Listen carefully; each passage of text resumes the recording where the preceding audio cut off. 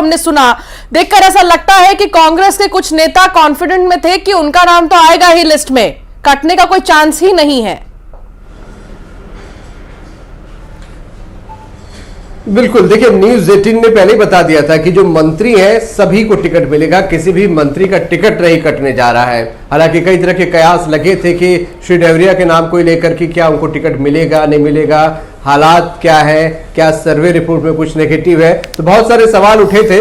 लेकिन कांग्रेस ने अपने सभी मंत्रियों पर भरोसा जताया है। यहां तक कि रुद्र गुरु जो कि मंत्री है अपनी सीट छोड़कर नवागढ़ जाना चाहते थे, उनको नवागढ़ भेजा गया है। कार्यकर्ताओं ने विरोध किया था, गुरुदयाल बंजारे कांग्रेस विधायक वहां से हैं, उनके कार्यकर्ताओं ने विरोध किया था कि नहीं उनको ही टिकट दिया जाए, बाहर से किसी आदमी को न लाया जाए। और कांग्रेस भवन तक ये कार्यकर्ता पहुंचे थे, बावजूद पार्टी आला कमान ने रुद्र गुरु पर भरोसा जताया है और उनकी सीट चेंज की है।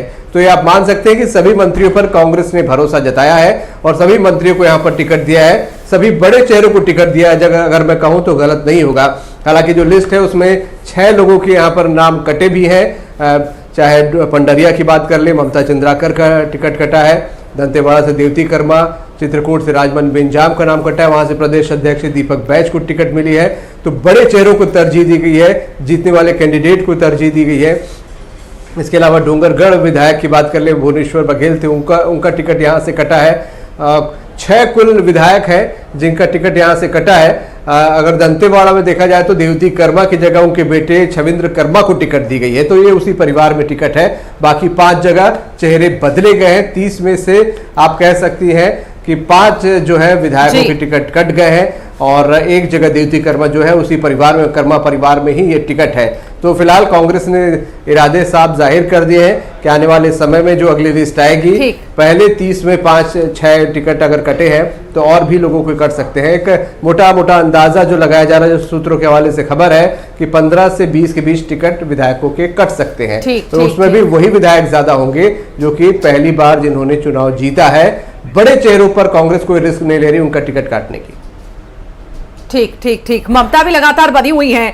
ममता देखिए तस्वीरें एकदम साफ है 30 पर तो ठीक ठीक। शिव डहरिया से बात कर रही हैं हमारी भूपेश बघेल जी के नेतृत्व में सरकार ने 5 साल बेहतर काम किया है और छत्तीसगढ़ की जनता भूपेश बघेल और कांग्रेस की ओर देख रही है। और हम आने वाले समय में 68 हमारी सीटें थी, इस बार उससे ज्यादा सीटें जीतकर सरकार बनाएंगे। सर गुरुदयाल बंजारे उनको लेकर बीजेपी के जो कैंडिडेट हैं उनको लेकर विरोध हो रहा है, कह रहे हैं कि हेलीकॉप्टर लैंडिंग नहीं चलेगा, तो आपको लगता है कि आपके लिए और आसान हो गया है? देखिए, भारतीय जनता पार्टी किसको प्रत्याशी बनाती है नहीं बनाती उसके बारे में मैं ज्यादा टिप्पणी नहीं करूंगा, लेकिन हमारी आरंग की जनता और छत्तीसगढ़ की जनता कांग्रेस पर पूरा विश्वास व्यक्त करती है और कांग्रेस को जिताने का काम करेगी। महिला वोटर प्रत्याशी भी आपने दिए हैं, लेकिन कुछ महिला विधायकों के टिकट काट दिए हैं। नहीं, महिलाओं को पूरा सम्मान हमारी पार्टी देती है और हमारे कांग्रेस के समय में ही महिला आरक्षण विधेयक लाया गया था।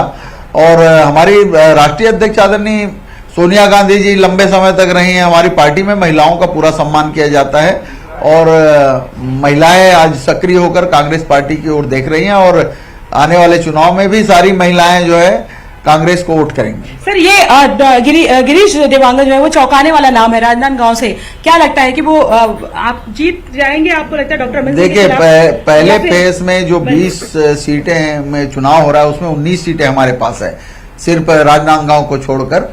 लेकिन इस बार भी राजनांदगांव में भारतीय जनता पार्टी का सफाया निश्चित है। तो ये है शिव डहरिया और उन्होंने कहा, उनका कहना है कि गिरीश देवांगन भी मजबूत कैंडिडेट है। महिला विधायकों को लेकर उन्होंने कहा कि समीकरण को जो है वो ध्यान में रखा गया, जैसे कि महिला विधायकों की बात हो रही है। तो अनुराग देखिए, जब महिला आरक्षण बिल बीजेपी की तरफ से सदन में रखा गया था तो कांग्रेस ने कहा कि ये हमारा है, हमने लाया था इसे। तो ऐसे में कांग्रेस के लिस्ट में क्या उम्मीद के हिसाब से महिलाओं को टिकट दिया गया है? उम्मीद तो यही की जा रही थी कि ज्यादा से ज्यादा महिला उम्मीदवार देखने को मिलेंगी। देखिए, जो बीजेपी और कांग्रेस की सूची को हम यदि देखें तो बीजेपी ने अब तक अपने जो 137 नामों का ऐलान किया, उसमें 17 महिलाओं को टिकट दिया है, जबकि कांग्रेस ने जो 144 नामों का ऐलान किया है उसमें 19 महिलाओं को टिकट दिया है। तो महिलाओं को सबसे ज्यादा टिकट देने की बात को लेकर भी पार्टी एक दूसरे पर आरोप प्रत्यारोप जरूर करेंगी, लेकिन इस बार का चुनाव यदि हम देखें तो सिर्फ जिताऊ कैंडिडेट के आधार पर लड़ा जा रहा है। अभी तक बीजेपी इस बात को लेकर आरोप लगाती रही कि कांग्रेस ने अब तक उम्मीदवारों के नाम का ऐलान नहीं किया, तो कांग्रेस 144 नामों के साथ मैदान में आ गई और अब ये कहेगी कि हमने उनसे ज्यादा उम्मीदवार घोषित कर दिए, यानी कि देर आए हम दुरुस्त आए। लेकिन महिलाओं को लेकर जिस तरीके से सबसे ज्यादा जो फोकस चाहे बीजेपी हो या कांग्रेस हो, उनका महिला वोटरों पर सबसे ज्यादा है और महिला चेहरों को भी उतारकर यह संदेश देने की कोशिश जरूर होगी कि हम सबसे बड़े महिला हितैषी हैं, क्योंकि योजनाओं के जरिए तो ये बताने की कोशिश हो रही है कि महिलाओं के प्रति सम्मान का भाव हमारे राजनीतिक दलों के पास है। लेकिन अब उम्मीदवारों के नाम के साथ भी पार्टी ये बताने का काम करेगी कि हमने सबसे ज्यादा महिला उम्मीदवारों को अपना मैदान में उतारने का काम किया। तो अभी लिस्ट आना बाकी है, आधे नाम ऐलान हो चुके हैं, आधे नामों का ऐलान होना बाकी है। उनमें कितने महिला चेहरों को पार्टियां टिकट देती हैं ये देखना दिलचस्प होगा। तो कई मायनों में ये सूची कई तरह से संदेश देने वाली जरूर मानी जा सकती है। सिटिंग एमएलएस को ज्यादा मौका दिया गया है। कुछ एनपी प्रजापति जो कि पूर्व विधानसभा स्पीकर हैं, उनका टिकट पार्टी ने जरूर काटा है। शेखर चौधरी को उन्होंने उम्मीदवार बनाया है। हालांकि पार्टी ने अभी उन सीटों पर उम्मीदवारों के नाम का ऐलान नहीं किया जहां पर कांग्रेस ने केंद्रीय मंत्रियों को उतारा है। तो देखना होगा कि अगली सूची में किस तरीके से किस रणनीति के तहत पार्टी सामने नजर आती है। देखिए अनुराग, ये जो लिस्ट है कांग्रेस की एमपी की लिस्ट है, इससे एक चीज तो यहां पर साफ साफ दिखाई दे रही है कि केंद्रीय मंत्रियों के आगे कोई बड़ा चेहरा कांग्रेस नहीं रख पाई है। 3 जगह पर होल्ड भी किया गया है नाम।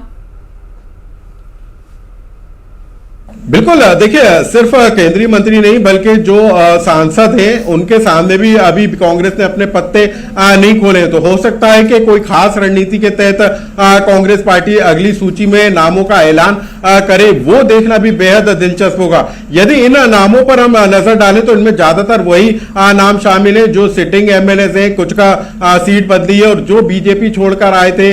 नीरज शर्मा जो कि सागर में बीजेपी के पूर्व नेता हैं, वो कांग्रेस में शामिल हुए थे, उनको मंत्री गोविंद सिंह राजपूत के खिलाफ पार्टी ने उम्मीदवार बनाया है। भोपाल में नरेला विधानसभा सीट पर इस बार पार्टी ने बदलाव जरूर किया है। मनोज शुक्ला को वहां से पार्टी ने उम्मीदवार बनाया है। वहां पर मंत्री विश्वास सारंग का कब्जा है और बीजेपी वहां पर उम्मीदवार के नाम का ऐलान भी कर चुकी है। तो निश्चित तौर पर पार्टी ने कोई बेहद बड़े चौंकाने वाले फेरबदल इस सूची के जरिए नहीं किए, लेकिन आने वाली सूची बेहद महत्वपूर्ण होगी क्योंकि जो सांसद हैं, जो केंद्रीय मंत्री हैं, उनके सामने कांग्रेस पार्टी का कौन सा बड़ा चेहरा मैदान में होगा ये देखना बेहद दिलचस्प होगा। और एक और खास बात है कि कांग्रेस पार्टी का जिन सीटों पर दावेदारों की भीड़ ज्यादा थी, जहां पर विवाद के हालात थे, उन सीटों को भी पार्टी ने होल्ड करने का काम किया है। तो उन सीटों के विवाद को पार्टी किस तरीके से सुलझाएगी ये देखना भी दिलचस्प होगा।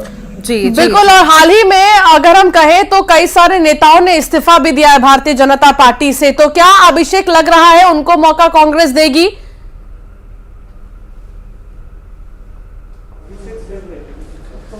देखिए फिलहाल चांसेस तो कम लग रहे हैं क्योंकि एक डबल बगावत झेलनी पड़ जाती है। जब किसी बाहर से आए कैंडिडेट को आजकल लिया जाता है तो कार्यकर्ता बड़ा एग्रेसिव है और कार्यकर्ताओं का बड़ा ध्यान पार्टियों को रखना पड़ता है। तो जो सिचुएशन छत्तीसगढ़ में बनी है, बीजेपी भी एक आध ही कैंडिडेट है जो कांग्रेस से आएगा उसको लेने की कोई चांस थे, या कांग्रेस ऐसे किसी कैंडिडेट को जो बीजेपी से आएगा उसको लेने, क्योंकि कार्यकर्ता सपोर्ट नहीं करते कितना भी बड़ा चेहरा हो। इसीलिए कोशिश यही होती है कि या तो चुनाव से बहुत पहले कोई पार्टी में आ गया है तो उसे टिकट दिया जा सकता है।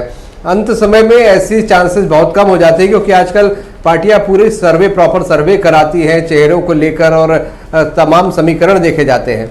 क्योंकि जब जब ऐसा हुआ है कि बाहर से कोई पैराशूट लैंडिंग हुई है, कार्यकर्ता सबसे पहले विद्रोह करते हैं। और 2018 का हश्र देखा ही था बीजेपी का कि 2018 में बीजेपी की हार का सबसे बड़ा कारण कार्यकर्ताओं की नाराजगी थी, कार्यकर्ता बाहर नहीं निकले थे। इसीलिए मुझे नहीं लगता कि दोनों ही दल इस प्रकार का कोई बड़ा रिस्क लेंगे कार्यकर्ताओं को नाराज करने का और दूसरी पार्टी से आए किसी उम्मीदवार को टिकट देने का। हालांकि बीजेपी ने धर्मजीत सिंह को दिया जरूर है तखतपुर से, लेकिन धर्मजीत सिंह काफी पहले आ चुके थे और ये चर्चाएं थी कि धर्मजीत सिंह पहुंच चुके हैं, भाजपा आ जाएंगे। भाजपा में जब शामिल नहीं हुए थे तब भी, और भाजपा में शामिल भी हुए, बड़ा चेहरा भी है जो कि कांग्रेस से थे और इसीलिए तखतपुर में उनको टिकट दिया गया, लेकिन फिर भी वहां पर विरोध उनको झेलना पड़ रहा है। तो इन चीजों का बड़ा ख्याल आजकल पार्टियां रखती हैं।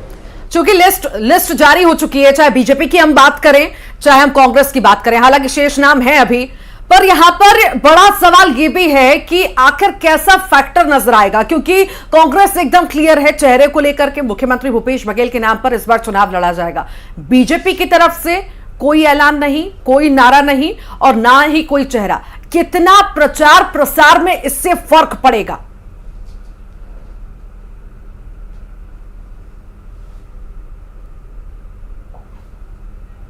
फिर भी बीजेपी ने 2018 या कहा जाए 15 साल जो चेहरे चर्चा में रहे उन्हीं को टिकट दिया है। पूर्व मुख्यमंत्री रमन सिंह को टिकट मिला है, तो आप नजरअंदाज तो नहीं कर सकते। कांग्रेस का भी सीधा निशाना पूर्व मुख्यमंत्री रमन सिंह भी है, जब से उनको टिकट का उनको मिलने का ऐलान हुआ है। तो चेहरा बीजेपी के पास नहीं है। बीजेपी जरूर बोल रही है कि कमल के निशान पर या मोदी के चेहरे पर हम चुनाव लड़ेंगे, लेकिन बिल्कुल अननोन चेहरे भी नहीं है। तो इसीलिए चेहरों का अभाव तो नहीं है। भाजपा भले ही कोई नाम घोषित नहीं कर रही है, कह रही है कि हम कोई मुख्यमंत्री का फेस घोषित नहीं करेंगे, लेकिन कांग्रेस पर्टिकुलर उन फेस पर, उन चेहरों पर लगातार निशाना साध रही है जिन चेहरों पर 2018 में विपक्ष पर रहते हुए निशाना साधा करती थी। तो चेहरे लगातार निशाने पे है, वो चर्चित चेहरे ही हैं, पुराने चेहरे ही हैं। 43 नए चेहरे जरूर बीजेपी ने अपनी लिस्ट में दिए हैं, लेकिन साथ साथ उन चेहरों को भी दिया है जो कि बेहद चर्चा में रहे और 15 साल सत्ता में रहे हैं। ऐसे में बीजेपी घोषित नहीं कर रही है, लेकिन कांग्रेस टारगेटेड हमला कर रही है और उनके टारगेट पे पूर्व मुख्यमंत्री रमन सिंह है। बार बार चारों तरफ से उन पर ही हमला हो रहा है, उनके कार्यकाल को लेकर कमियां गिनाई जा रही है। ठीक, लौटूंगी आपके पास में। शैलेंद्र चौहान भी लगातार जुड़े हुए हैं। शैलेंद्र, वही सवाल मेरा मध्य प्रदेश के लिए भी है। देखिए, कमलनाथ के फेस पर चुनाव लड़ा जाएगा, कांग्रेस इसके लिए क्लियर है, पर इस बार बीजेपी अनक्लियर है। आखिर कौन उतरेगा मैदान में? ठीक है, दिग्गज उतरेंगे, भले नाम का ऐलान नहीं कर रहे हैं। इससे कितना प्रभाव मध्य प्रदेश में पड़ेगा प्रचार प्रसार में, लोगों के बीच में जाने में?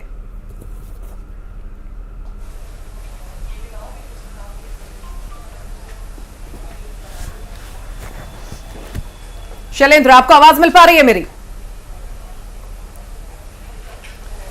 ठीक, शैलेंद्र के पास फिर से जाने की कोशिश करेंगे, शायद हमारी आवाज उन तक नहीं पहुंच पा रही है।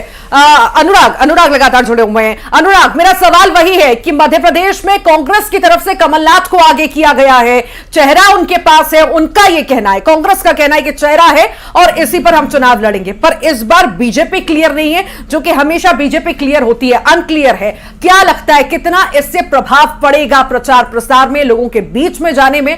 क्या लगता है, क्या केंद्रीय नेतृत्व ही सब करेगा और उन्हीं का प्रभाव पड़ेगा? देखिए, इस बार के विधानसभा चुनाव में बीजेपी ने बदली रणनीति के साथ उतरने का मन बनाया और शायद यही कारण है कि मोदी शाह की रणनीति के तहत ही पार्टी चुनाव मैदान में नजर आ रही है। प्रधानमंत्री नरेंद्र मोदी से लेकर केंद्रीय गृह मंत्री अमित शाह के लगातार दौरे हो रहे हैं और जिन 3 केंद्रीय मंत्रियों और 7 सांसदों को पार्टी ने विधानसभा चुनाव में उतारा है, वो भी इस बात का इशारा कर रहे हैं कि उनको एक बड़ी जिम्मेदारी मिलनी है। चाहे कैलाश विजयवर्गीय की बात हम कर लें, नरेंद्र सिंह तोमर की बात कर लें और जो सीनियर लीडर है गोपाल भार्गव, वो भी इसी तरीके का कुछ इशारा करते हुए नजर आ रहे हैं। तो पार्टी की कोशिश है कि उनके अंचल में, जिस क्षेत्र में उनको उम्मीदवार बनाया है, वहां पर एक मैसेज देने का काम किया जाए कि यहां पर यदि आप हमको जिताकर विधानसभा में पहुंचाते हैं तो हम मुख्यमंत्री का चेहरा हो सकते हैं। तो इस नाते पार्टी को वोट ज्यादा मिल सके, उसे लाके को लेकर जो पार्टी ने रणनीति बनाई है शायद वो सफल हो जाए। हालांकि तय तो चुनाव के बाद होगा कि विधायक दल का नेता कौन होगा और मुख्यमंत्री कौन होगा, लेकिन ये बीजेपी की एक रणनीति का हिस्सा है कि बड़े चेहरों को मैदान में उतारकर ये संदेश दिया जाए कि यदि उस अंचल में उन नेता का चेहरा असरदार साबित होता है तो वो सीएम हो सकते हैं। तो कुल मिलाकर ये रणनीति का एक हिस्सा जरूर ठीक है, दोबारा से आपके पास आएंगे अनुराग। शैलेंद्र लगातार जुड़े क्योंकि चेहरों की बात हो रही है और जैसा कि मेरी सहयोगी ऋतु ने कहा कि कोई चेहरा अभी क्लियर बीजेपी ने नहीं किया है कि किसके चेहरे पर चुनाव लड़ा जा रहा है, यानी कि बारात तो आ गई लेकिन दुल्हा कौन है ये नहीं पता चल पाया है। शैलेंद्र, अगर बात करें चेहरे की तो 2018 में कमलनाथ के नेतृत्व में कांग्रेस ने चुनाव लड़ा और अच्छे खासे सीट कांग्रेस को मिले थे बीजेपी के कंपैरिजन में। इस बार भी यही हो रहा है, तो क्या मुकाबला जबरदस्त होगा? क्या इस बार बीजेपी के लिए चुनौती है? हाँ बिल्कुल, देखिए जिस तरह कांग्रेस ने सूची जारी की निश्चित ही साफ लग रहा है कि इस बार मुकाबला काफी कड़ा होने वाला है। अगर हम लगातार आकलन करते हैं या ग्राउंड रिपोर्ट भी पता आती है तो यही आता है कि अभी दोनों ही कांग्रेस और भाजपा के बीच का मुकाबला 50-50 का चल रहा है। तो जिस तरह से आज सूची आई है, जिस तरह कमलनाथ को लेकर कयास लगाए जा रहे थे कि वो पिछले क्योंकि चुनाव में वो नहीं लड़े थे पिछली बार, तो ये लग रहा था कि वो इस बार चुनाव में मैदान में नहीं होंगे, लेकिन इस बार पहली सूची में कमलनाथ खुद प्रत्याशी है। तो कांग्रेस का चेहरा बिल्कुल क्लियर है सीएम पद को लेकर, जो कमलनाथ होंगे, लगभग ये स्थिति साफ है। लेकिन भाजपा में अभी भी ऐसी स्थिति है कि भाजपा के सारे कद्दावर नेताओं को पार्टी ने मैदान में उतार दिया है और वो सभी नेता अपने अपने अंचल में अब चुनाव प्रचार के लिए जुट गए हैं। तो अब भाजपा में ऐसे कई चेहरे हैं जो सीएम पद के दावेदार हैं। खुद सीएम शिवराज सिंह चौहान भी बुधनी से चुनाव लड़ रहे हैं, केंद्रीय मंत्री नरेंद्र सिंह तोमर हो, प्रहलाद सिंह पटेल हो, और इसके अलावा जो प्रमुख नेता फग्गन सिंह कुलस्ते भी चुनाव लड़ रहे हैं, राकेश सिंह चुनाव लड़ रहे हैं। कई ऐसे बड़े चेहरे जो कहीं ना कहीं पार्टी में मध्य प्रदेश में बड़ी भूमिका में है। तो ये सभी नेता जैसे राष्ट्रीय महासचिव कैलाश विजयवर्गीय इंदौर से, उनके सामने अब संजय शुक्ला ही प्रत्याशी होंगे। तो कांग्रेस की रीति नीति साफ नजर आ रही है कि वो बिल्कुल उन्हीं चेहरों को उसने मौका दिया है जो अच्छी फाइट दे सकते हैं। वहीं भाजपा के भी सारे कद्दावर नेता चुनाव मैदान में है, तो मुकाबला निश्चित ही कड़ा होना है। ठीक है शैलेंद्र, लौटेंगे आपके पास। हमारे साथ वंदना राजपूत जी जुड़ गई हैं, कांग्रेस नेत्री है। वंदना जी, बहुत बहुत स्वागत है। बहुत लंबा इंतजार करा दिया आपने। तो देखिए, कहा जाता है कि इंतजार का फल मीठा होता है, तो आप जानिएगा, यकीन मानिएगा कि इंतजार का जो फल है बहुत मीठा होगा और आने वाले जो हमने 75 लेकर के जो चल रहे हैं वो 75 प्लस जरूर कांग्रेस जीतेगी। और दूसरी बात आप देखेंगे कि हम सनातन धर्म की बात नहीं करते, सनातन धर्म पर काम भी करते हैं। जैसे कि पितृपक्ष में कोई शुभ अवसर देख करके ही हम काम करते हैं। पितृपक्ष में हमने ऐलान नहीं किया था नामों का, और जैसे ही आज माता रानी का आज पहला दिन है और सबसे पहले सबको नवरात्रि को बहुत बहुत शुभकामनाएं। माता रानी की असीम कृपा सब पे बने रहे और सबके घर सुख समृद्धि से भरा रहे। तो आज नवरात्रि का पहला दिन है और पहला दिन में हमने 30 प्रत्याशियों का जो लिस्ट है वो जारी कर दिए हैं। तो आप देखेंगे कि यहाँ पर कांग्रेस प्रत्याशियों की जैसे लिस्ट जारी हुई है, वैसे ही भारतीय जनता पार्टी की नेताओं की दिल की धड़कनें तेज हो गई है, क्योंकि अभी तक इन लोगों की दिल की जो धड़कनें हैं स्लो चल रही थी कि पता नहीं कांग्रेस से कौन सी प्रत्याशियों को उतारा जाएगा, क्या किया जाएगा। लेकिन जो स्लो लोगों की दिल की धड़कन चल रही थी, अब उनकी धड़कनें बढ़ गई है, क्योंकि हमारे जो प्रत्याशी वंदना जी, बीजेपी का तो पता नहीं, लेकिन कांग्रेस में भी कई चेहरे ऐसे हैं जिनकी दिल की धड़कनें तेज हो गई है कि पहली लिस्ट में तो नाम आया नहीं, दूसरी लिस्ट में क्या आएगा। अब ये बताइए कि अनुभव को कांग्रेस ने देखा है या फिर युवा चेहराओं पर दांव खेला है, क्योंकि लिस्ट तो यही दिखा रहे हैं कि 50 से नीचे की उम्र वाले लोगों को आपने चुना है। तो अनुभव या युवा कांग्रेस के लिए क्या सबसे ज्यादा अहम है? देखिए, अनुभव और युवा दोनों हमारे लिए कांग्रेस पार्टी के लिए बहुत जरूरी है, क्योंकि अनुभव भी होना चाहिए और युवा भी होना चाहिए, तभी जाकर के कांग्रेस पार्टी है वो अच्छे से वर्क कर सकती है। हमने दोनों चीज को देख करके यहाँ पर लिए हैं।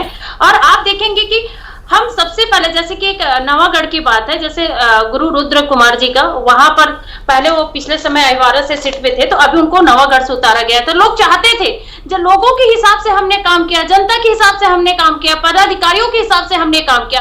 लिस्ट आने में थोड़ी सी लेट जरूर हुई, लेकिन सबकी इच्छाओं को ध्यान में लेकर के काम किए, क्योंकि कांग्रेस पार्टी है एक लोकतांत्रिक पार्टी है।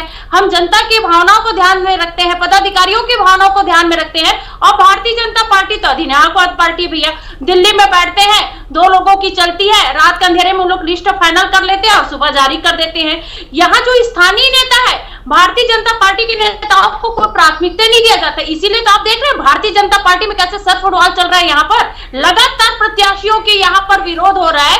जब अंतर कलह से लोग खुद उभर नहीं पा रहे हैं, तो मैदान में जाकर के क्या जनता को बताएंगे, क्या जनता से लोग वोट मांगेंगे? क्योंकि अंतर कलह में आप देख रहे हैं कि किस हिसाब से लोग गुट गुट में बचे हुए हैं। तो कांग्रेस पार्टी की तो प्रत्याशी लौटूंगी आपके पास। केएस चौहान जी हमारे साथ बीजेपी से जुड़ गए हैं। केएस चौहान जी, बहुत बहुत स्वागत है न्यूज 18 मध्य प्रदेश छत्तीसगढ़ पर। कांग्रेस ने लिस्ट जारी कर दी और कांग्रेस का साफ तौर से कहना है कि कहीं ना कहीं बीजेपी में खलबली और डर आ चुका है, क्या कहेंगे? मैं अभी मोहतरमा की प्रवक्ता की बात सुन रहा था, अंतरकलह बोल रही थी। तो अंतरकलह की परिभाषा क्या होती है मैं बताता हूं इनको, कि अंतरकलह इतनी ज्यादा है कि हमारी लिस्ट पहली निकल जाती है 21 लोगों की 2 महीने पहले। 17 अगस्त को हमारी लिस्ट निकली, उन्होंने बोला कि हम भी अपनी लिस्ट निकाल रहे हैं, पहली लिस्ट निकाल रहे हैं। इन्होंने 6 का पहाड़ा कर गिनना चालू किया। 6 सितंबर को आएगी, 12 सितंबर को आएगी, 18 सितंबर को आएगी, ऐसा करते गए। और उसके बाद ये बोलते हैं लोकतांत्रिक प्रक्रिया है इनकी। और लेकिन इनकी अंतरकलह की ये स्थिति है मोहतरमा कि इनकी जो केंद्रीय चुनाव समिति है वो जो ऊपर बैठी है, और छत्तीसगढ़ में सिर्फ एक इंसान को उस केंद्रीय समिति में लिया गया है। लास्ट ठप्पा उन्हीं का लगना है और उनका नाम है टीएस सिंहदेव जी, जो कि कांग्रेस के वरिष्ठ नेताओं ने यहाँ पर भूपेश बघेल की नाक में नकेल डालने के लिए ये सब चीजें की।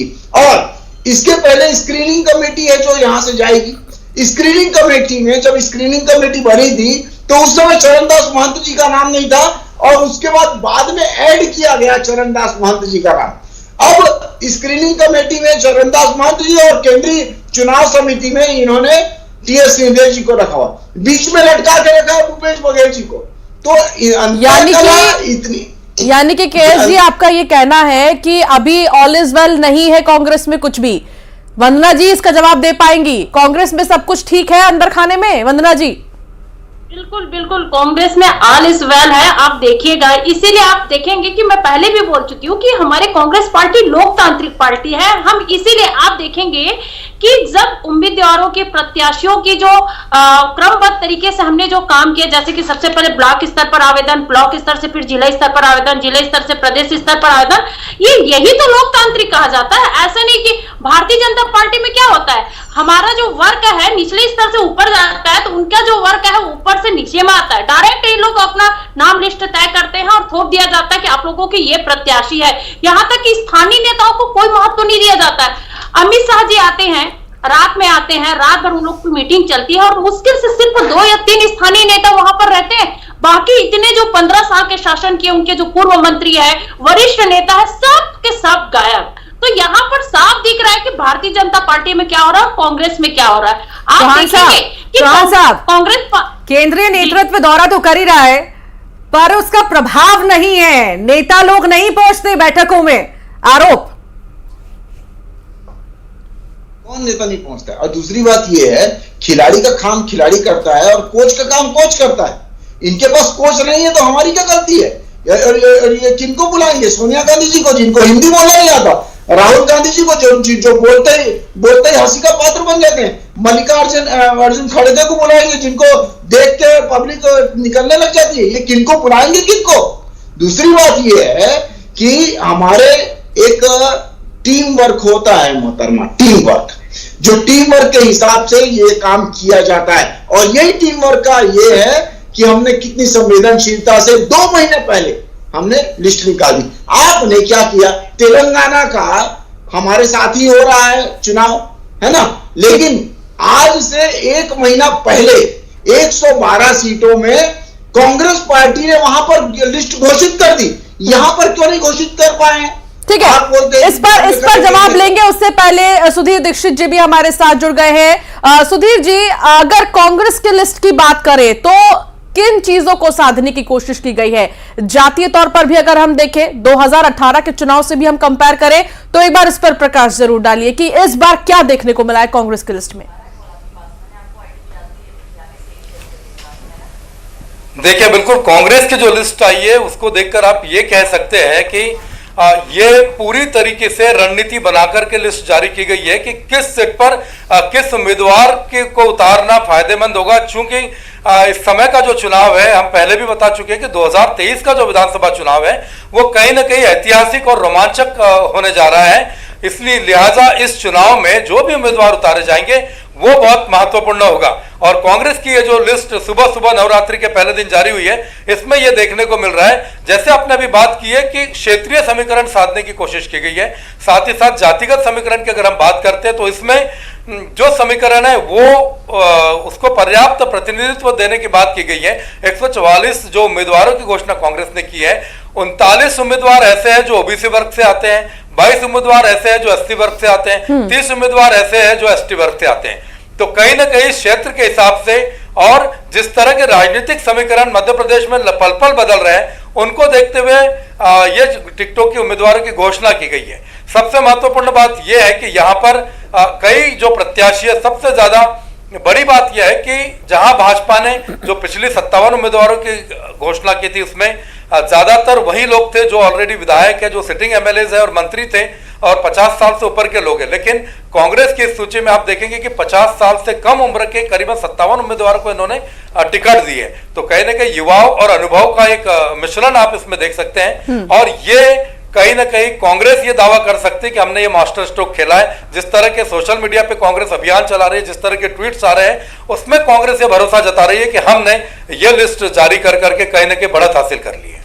बिल्कुल सुधीर, हमारे साथ में अभिषेक भी जुड़े हैं। आप लोगों के भी अगर सवाल है तो हमारे साथ दो खास मेहमान जुड़े हैं, वंदना जो कि कांग्रेस की तरफ से अपनी बात रखेंगी और बीजेपी की तरफ से के.एस. चौहान अपनी बात रखेंगे। तो यहाँ पर वंदना जी, एक चीज है, मेरा सवाल आपसे ये है कि महिला आरक्षण बिल के नाम पर तो फट से आप लोग कह देते हैं सदन के अंदर कि ये तो हमने लाया था, ये तो हमारा बिल है, लेकिन ऐसा कुछ लिस्ट में तो नजर नहीं आ रहा कि आप लोगों ने महिलाओं को प्रायोरिटी दी। छत्तीसगढ़ में महज 4 महिलाओं के नाम आए। देखिए, अभी सिर्फ 30 लोगों के नाम जारी हुआ है। 30 में से अभी 4 लोगों को, महिलाओं को स्थान मिला है। अभी 60 प्रत्याशियों का नाम आना भी बाकी है। आप यकीन मानिए, कांग्रेस पार्टी कहती नहीं है, सो करके दिखाती है। क्योंकि जब महिलाएं बाहर नहीं निकलती थी, सिर्फ घर तक सीमित रहती थी, तो पंचायती राज व्यवस्था देने का जो काम किया, कौन किया? कांग्रेस पार्टी ने किया। आज छत्तीसगढ़ में 60% जो महिलाएं हैं वो प्रतिनिधित्व कर रही है। और सबसे ज्यादा यदि विधायक है तो छत्तीसगढ़ में कांग्रेस की महिला विधायक है। तो ये जाहिर सी बात है कि हम कहते नहीं, करके दिखाते हैं। और आने वाले समय में आप देखिएगा कि अभी 60 लोगों का भी नाम आना बाकी है।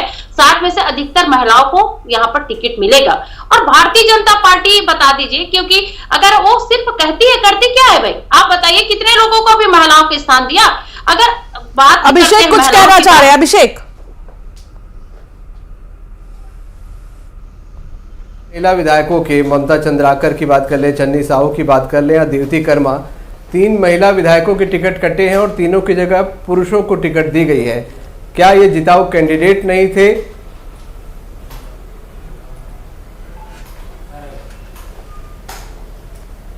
बदलाव संभव होता है, क्योंकि वहां पर आप देखेंगे कि कुछ जो है वहां पर सर्वे के हिसाब से काम करते हैं और सर्वे के हिसाब से हर पार्टी जो प्रत्याशी है वहां पर घोषित करती है। तो आप देखेंगे कि हमने, खैर वहां पर अगर महिला विधायक का टिकट काटा है तो अभिषेक जी, आप यकीन मानिए, हम जो महिलाओं को आगे बढ़ाने का काम किया, निरंतर हमारा जो प्रयास है वो जारी रहेगा। और आप 60 जो सीट है, 60 सीट में कम से कम देखिएगा कि अधिकतर महिलाओं को यहाँ पर, यानी कि आप ये दावा कर रही है कि जो आने वाली 60 उम्मीदवारों की लिस्ट होगी उसमें महिलाओं को देखने का मौका मिलेगा। के.एस. चौहान साहब, आप कुछ कहना चाह रहे हैं?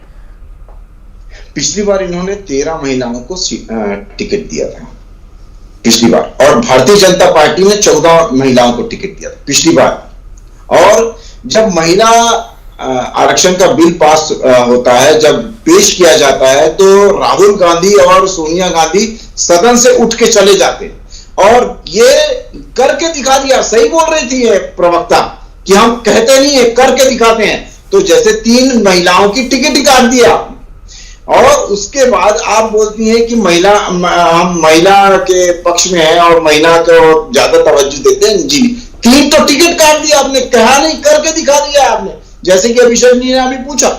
दूसरी बात यह है कि आप किस हिसाब से ये 30 जो लोग हैं, जो अधिकतर इसमें मंत्री हैं, जो आप लोग ने बोल रहे थे कि सिंगल नाम है, सिंगल नाम है, वहां वो आपकी लिस्ट तो बहुत पहले आ जानी चाहिए थी। इसका मतलब ये है कि यही लिस्ट जो 30 लोगों की लिस्ट आपने भेजी है, इसका मतलब ये खाना पूर्ति करने के लिए भेज दिया है कि भाई हमने बोला था, अभी मुंह दिखाने के लायक नहीं है, 15 दिन तो हमने पितृपक्ष के लिए अपने सिक्योर कर लिया, अभी हमारे को 15 तारीख को लिस्ट पेश करनी पड़ेगी। अरे आपकी दूसरी लिस्ट आई कहां है? आपने जो 30 नाम थे वो तो बहुत पहले ही आपको घोषित कर देना चाहिए थे, आपके सिंगल नाम थे, उसके बावजूद भी आप कुछ भी नहीं कर पाए, कुछ भी नहीं कर पाए। आपने लिस्ट जारी कर दी, कांग्रेस ने भी जारी कर दी, नाम भले ही बचे हैं। और यहां पर मेरा सवाल यह है कि जहां पर दिग्गजों को कांग्रेस ने उतारा है, आपने भी भले उतारा है, पर कई ऐसी जगह है जहां पर आपके ही कार्यकर्ता विरोध करते हुए भी नजर आ रहे हैं। आप ये नहीं मानते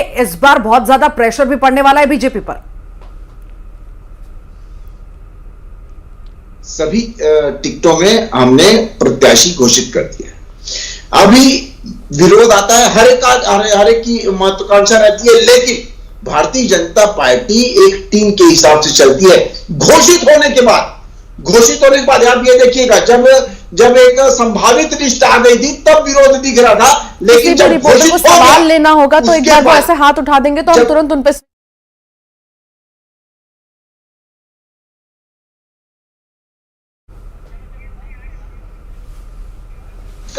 कौन सी सीट का विरोध दिख रहा है?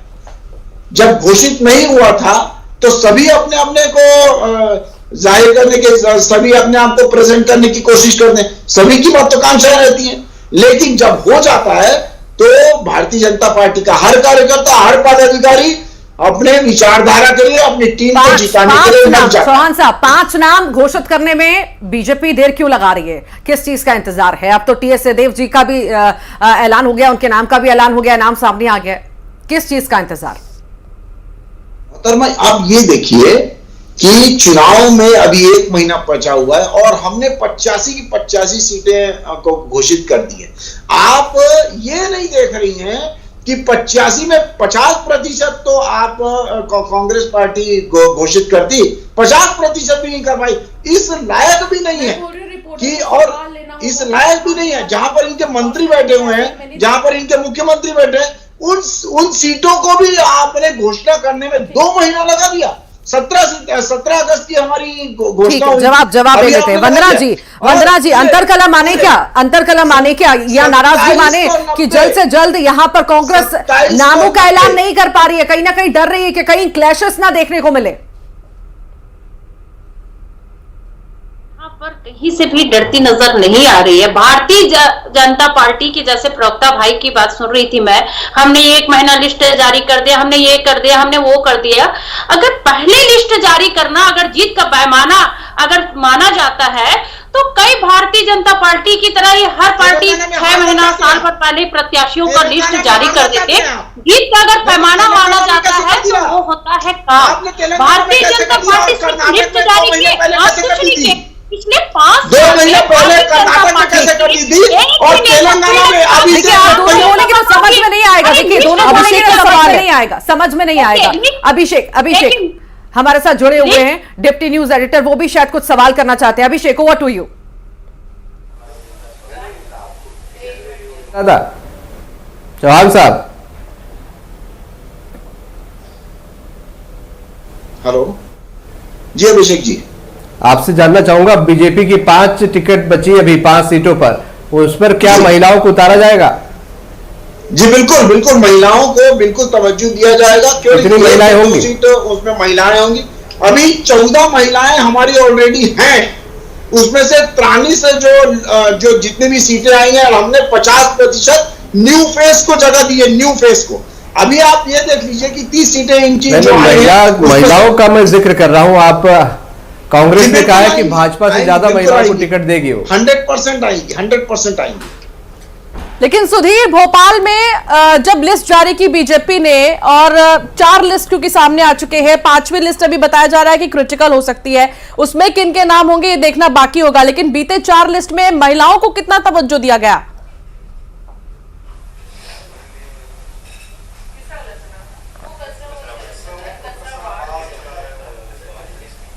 सुधीर जी, आपको मेरी आवाज मिल पा रही है? जी जी, अपना सवाल दोहराएंगे आप? जी, मेरा सवाल, जी ठीक है, सहयोगी सवाल कर रही हैं, उसके बाद मैं आपके पास आती हूं। सवाल यह है सुधीर जी कि महिलाओं को कितना तवज्जो दिया गया बीते लिस्ट जो जारी किए गए भारतीय जनता पार्टी की तरफ से, क्योंकि के.एस. चौहान साहब कह रहे हैं कि कांग्रेस से ज्यादा हमने महिलाओं को प्रायोरिटी दी है।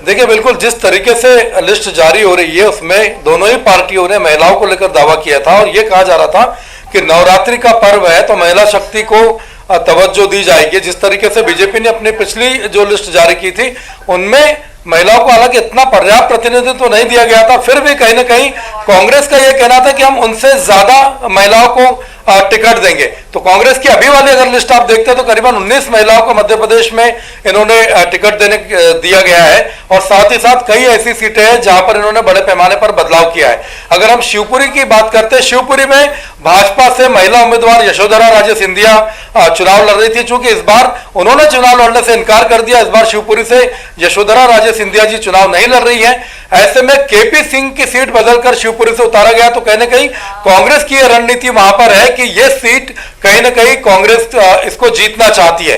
अब बीजेपी का जहां तक सवाल है तो अगली जो लिस्ट आएगी वहां पर यह देखने वाली बात होती है कि यशोधरा राजे सिंधिया की जगह पर किसी महिला उम्मीदवार को वो टिकट देती है या किसी पुरुष ऐसे उम्मीदवार को देती है। क्योंकि अब शिवपुरी की सीट जो है वो पहले बीजेपी का पूरा वर्चस्व था, बीजेपी का गढ़ मानी जाती थी, लेकिन यशोधरा जी के हटने के बाद से उस सीट पर कांग्रेस की नजर है और शायद यही वजह है कि इन्होंने पिछोर से जो केपी सिंह थे उनको शिवपुरी से उतारा है। तो अब शिवपुरी की सीट पर नजर रहेगी। जिस तरीके से डबरा में इमरती देवी को इन्होंने बीजेपी ने टिकट दी थी, उम्मीदवार के तौर पर उतारा था, अब डबरा से उन्हीं के समधी सुरेश राजे को कांग्रेस ने सामने उतारा है। तो लगभग तीसरी बार करीबन ऐसा होगा कि ये दोनों समधी और समदन आमने सामने होंगे। तो कहीं ना कहीं आगे जाकर जो 5वीं लिस्ट बीजेपी की आने वाली है जिसमें 94 उम्मीदवारों को घोषित किया जाना है, तो उसमें उम्मीद यह की जा रही है कि महिलाओं को पर्याप्त प्रतिनिधित्व मिल सकता है। और एक और चीज ये कही जा रही है कि उसमें सरप्राइजिंग एलिमेंट भी शामिल हो सकता है। सुधीर जी, एक बड़ा सवाल यहां पर, माता रानी का नाम लेकर के लिस्ट तो जारी कर दी गई, यहां पर आपने देखा 96 विधायकों में से यहां पर 69 फिर से रिपीट हुए हैं। आखिर यहां पर क्या सोचकर कांग्रेस ने उन्हीं को रिपीट किया है, 69 नामों को रिपीट किया है, कि क्या क्लैशेस ना हो इस वजह से रिपीट किया गया है, कि वाकई में भरोसा है इस वजह से रिपीट किया गया है? देखिए, जिस तरह से दोनों पार्टी अपनी लिस्ट जारी कर रही है उसको देखकर तो एक ही चीज समझ में आ रही है कि दोनों पार्टियां हर हाल में जीत चाहती, हर हाल में सत्ता चाहती है। तो सत्ता पाने के लिए जो कुछ भी उनका सर्वे रहा होगा, जो भी रणनीति पार्टियों को बनानी होगी, पार्टियां उस रणनीति पर काम कर रही है। आप ये जरूर कह सकते हैं कि दोनों ही पार्टियों ने चौंकाने वाला काम किया है, क्योंकि इनके जितने भी आकलन थे, जितनी भी अटकलें लगाई जा रही थी, विशेषज्ञ जो अनुमान लगा रहे थे, वो सारे अनुमान कहीं ना कहीं गलत साबित हुए। उन अनुमानों के हिसाब से लिस्ट नहीं आई है। आप देखेंगे कि कांग्रेस ने कई ऐसे उम्मीदवारों को इसमें चुनाव में उतारा है जो चुनाव में नहीं थे, पिछले 5 या 10 साल से सक्रिय नहीं थे, जो दिग्विजय सिंह की सरकार में मंत्री थे, उन लोगों तक तो टिकट दिए गए। राजकुमार पटेल की अगर हम बात करें, मुकेश नायक की हम बात करते हैं, तो ये ऐसे कैंडिडेट है जो कहीं ना कहीं कांग्रेस में सीनियर लेवल के नेता है और अब उनको टिकट देकर कांग्रेस ने यह दर्शाने की कोशिश की है कि अगर बीजेपी जीत के लिए कई तरीके अपना सकती है, रणनीति आजमा रही है, तो हम भी किसी मामले में पीछे नहीं रहना चाहते। तो कहीं ना कहीं चुनाव को लेकर जो रणनीति दोनों पार्टियां बना रही है उनके पीछे तो एक ही लक्ष्य है कि हर हालत में सरकार बनाई जाए। और एक बात जो न्यूज 18 ने जो हमेशा से कही है कि ये किसी एक सरकार के 5 साल के कार्यकाल का आकलन नहीं है, ये दोनों ही सरकारों के कामकाज का आकलन है। और शायद मध्य प्रदेश के इतिहास में पहली बार ऐसा हो रहा है कि 1.5 साल कांग्रेस की सरकार और 3.5 साल भाजपा की सरकार, यानी कि इन दोनों सरकारों के कामकाज का एक ही कार्यकाल में आकलन संभवतः देश के किसी भी राज्य में पहली बार हो रहा होगा। तो लिहाजा पार्टियां फूंक फूंक कर कदम रख रही है और एक भी कैंडिडेट कहीं गलत फैसला हो जाता है तो आपने देखा होगा कि पिछले चुनाव में जो कांटे की टक्कर हुई थी और जिस तरीके से सरकार कांग्रेस की बनी थी और उसके बाद फिर भाजपा की सरकार आई थी, तो शायद दोनों पार्टियां चाहती कि इस बार 2018 के जैसी स्थिति ना बने। तो लिहाजा इस तरीके से एक एक उम्मीदवार को सोच समझ कर उतारा जा रहा है और यही वजह है कि अभी तकरीबन 25 या से 30 जो उम्मीदवार है, जो विधायक है, उनके टिकटों पर अभी कोई फैसला नहीं किया गया। सवाल यहाँ पर ये उठता है कि इतने दिग्गजों को तो उतार दिया गया, पूर्व विधानसभा अध्यक्ष की हम बात करें यहाँ पर, तो उनका टिकट काट दिया गया, उन्हें हटा दिया गया लाइन से। इसका कितना प्रभाव पड़ेगा आने वाले चुनावों पर? जो सीट थी नर्मदा प्रसाद प्रजापति, वहां से चुनाव लड़ते थे और कांग्रेस अपनी उसको सेफ सीट मानकर चलती थी, तो वहां पर इस बार उसने उम्मीदवार में बदलाव किया। तो निश्चित तौर पर कांग्रेस के सर्वे में या कांग्रेस पार्टी के जो आकलन रहा होगा या जो प्रभारियों ने जो आकलन दिया होगा, जो रिपोर्ट दी होगी, उसमें कहीं ना कहीं वो सीट पर कांग्रेस खुद को कमजोर महसूस कर रही थी, इसलिए टिकट बदलने का उसने फैसला किया है। ऐसा 2-3 सीट पर तकरीबन कांग्रेस ने किया है जहां पर इस तरह के टिकट बदले गए हैं। कुछ विधायकों के टिकट आने वाली सीट में भी कटने की उम्मीद है या बदले जाने की उम्मीद है। जिस तरह से कांग्रेस इस रणनीति पर बहरी, हमने पहले भी कहा है कि दोनों पार्टियों का एक ही लक्ष्य है कि किसी तरीके से सत्ता की सीढ़ी पर चढ़ा जाए और सत्ता के शिखर पर पहुंचा जाए। तो सत्ता के शिखर पर पहुंचने के लिए जितने भी कड़े फैसले लिए जाने चाहिए वो कड़े फैसले कांग्रेस लेती दिख रही है। आमतौर पर यह माना जाता था कि भाजपा कड़े फैसले लेने में पीछे नहीं हटती है। खासतौर पर बीजेपी का जो नेतृत्व है वो इस मायने में है कि वहां पर किसी भी कार्यकर्ता को किसी भी वक्त टिकट दिया जा सकता है। एक उदाहरण आप झाबुआ सीट से देख सकते हैं कि कांग्रेस के वरिष्ठ नेता है, चुनाव की जो समिति है उसके सदस्य कांतिलाल भूरिया जी, उनके स्थान पर उनके बेटे विक्रांत भूरिया को टिकट दिया गया है। विक्रांत भूरिया का नाम 2018 में भी चल रहा था, लेकिन किसी तरह से कांग्रेस ने उनको मनाकर उस सीट पर उतरने के लिए उनको मना लिया था। लेकिन इस बार विक्रांत भूरिया का दावा मजबूत था, लगातार वो काम कर रहे थे।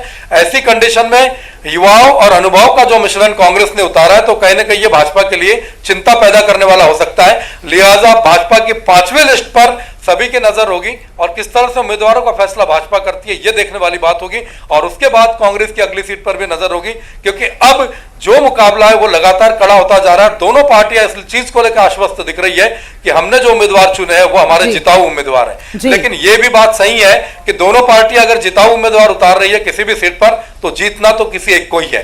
अब ये देखने वाली बात है कि आगे की सीटों में दोनों पार्टियां क्या रणनीति अपनाती है।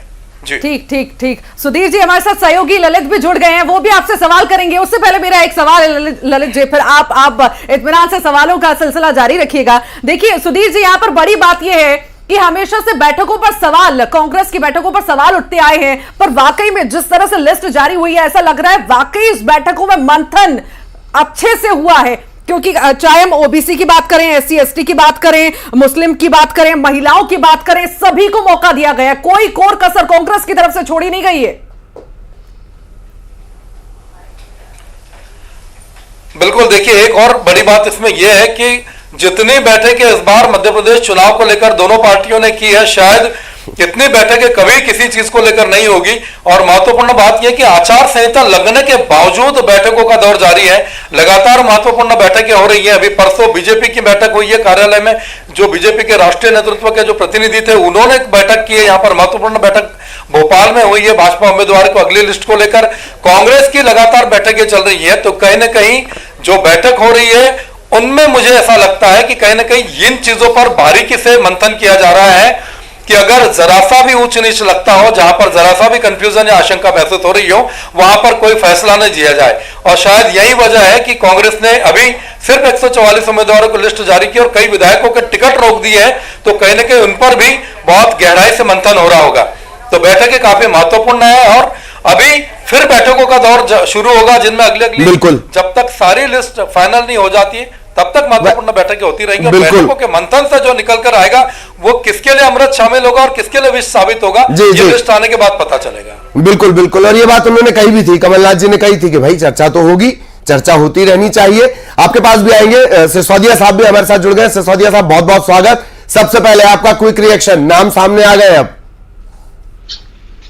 कांग्रेस ने 144 स्थानों पे 144 स्थानों पर टिकट देने का काम किया है। सोनिया गांधी जी महिला आरक्षण की बात कर रही थी, 144 में सिर्फ 12 स्थानों पर महिलाओं को टिकट देने का काम मध्य प्रदेश में हुआ है और 12 स्थानों में भी सिर्फ 2 स्थान पर अनारक्षित महिलाओं को दिया गया है, बाकी स्थानों पर एससी और एसटी स्थान पर देने का काम किया है। इसके उलट अगर हम बात करें तो भारतीय जनता पार्टी ने 136 स्थानों पर टिकट देने का काम किया, जिसमें 18 स्थानों पर महिलाओं को टिकट देने का काम किया है। यह बात सही है कि देश के अंदर अभी महिला आरक्षण 33% संवैधानिक प्रावधान जरूर हुआ है पर अभी लागू नहीं हुआ है। पर राजनीतिक दलों की मंशा इन सूचियों को देखने से समझ में आता है कि कौन महिला आरक्षण के पक्ष में है और कौन सा राजनीतिक दल महिला आरक्षण के विपक्ष में है। तो आप ये पाते हैं जब दोनों सूचियों की तुलनात्मक अध्ययन करते हैं तो 136 में हमने 18 स्थानों पर महिलाओं को टिकट देने का काम किया है, वहीं कांग्रेस ने 144 में सिर्फ 12 स्थानों पर महिलाओं को टिकट देने का काम किया है। एक बात।